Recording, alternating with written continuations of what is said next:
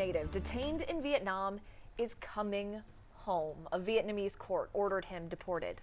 Will Nguyen was convicted of disturbing public order during a rare protest in the communist country. Our Michelle Choi is live with how this all played out overnight. Michelle? Guys, court officials say Will admitted to his violations and most importantly showed remorse. It was enough for them to let him go.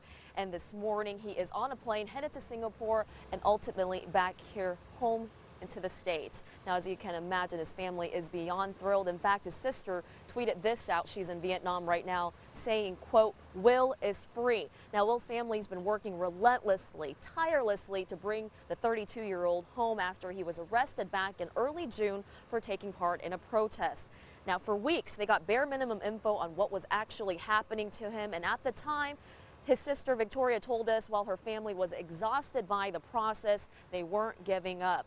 Now, Will actually faced up to 7 years in prison, so the fact that the courts decided to deport him instead is not only a huge relief for his family, but for others who have been fighting for him, including several U.S. lawmakers and his friends. Guys?